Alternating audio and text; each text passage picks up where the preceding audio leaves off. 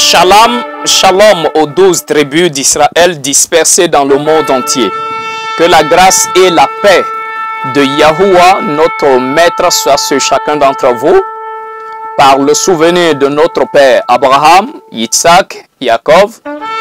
Que la grâce de l'Éternel soit sur tous les enfants d'Israël biologiques dispersés dans le monde entier.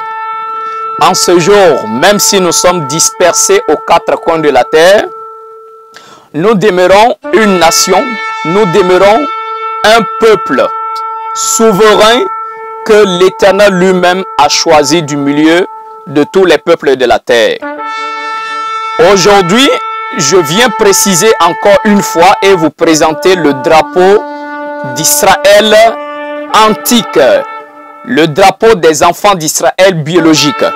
Parce qu'aujourd'hui, il y a des Israélites qui sont des prosélytes, qui se sont convertis. Nos frères qui sont en Israël actuellement, les Juifs khazars, aujourd'hui, ils ont leur drapeau à eux, puisque ce sont des sionistes. Donc, ils ont leur drapeau qu'ils appellent le drapeau d'Israël avec ce qu'ils appellent l'étoile de David. Pour nous, notre ancêtre David n'a pas eu une étoile, comme cela est supposé.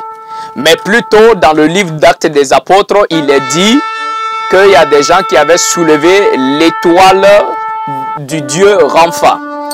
Donc, mes bien-aimés, en tant qu'enfants d'Israël biologique, est-ce une obligation pour nous d'avoir un drapeau? Comme je l'ai dit, même si nous sommes en dispersion, nous demeurons un peuple, nous demeurons une nation. Et avoir un drapeau est une obligation pour chacun d'entre nous, est une obligation pour le peuple.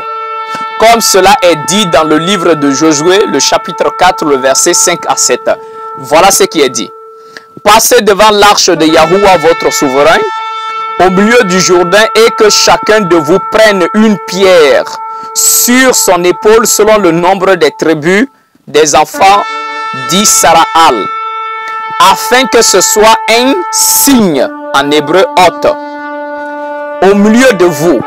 Lorsque vos enfants vous demanderont un jour que signifient pour vous ces pierres, vous leur direz: les eaux du Jourdain ont été coupées devant l'arche de l'alliance de Yahuwah. Lorsqu'elle passa le Jourdain, les eaux du Jourdain furent coupées. Et ces pierres seront à jamais un mémorial pour les enfants d'Israël. Alors, mes bien-aimés, ici, l'Éternel dit que nous devons prendre 12 pierres dans le Jourdain et que ces pierres seront un signe. En hébreu, le mot signe, c'est hôte. Hôte signifie signe, signal, drapeau, un étendard. Et regardez la suite du verset. Le verset 7 dit: ces pierres-là seront pour nous un mémorial à jamais, c'est-à-dire pour toujours, pour l'éternité.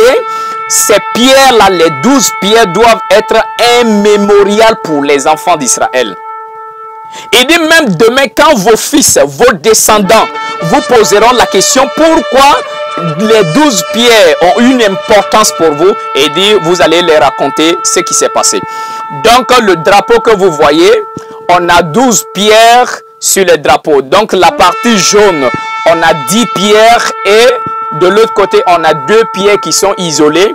Les 2 pierres représentent non seulement la tribu de Yahuda et la tribu de Lévi.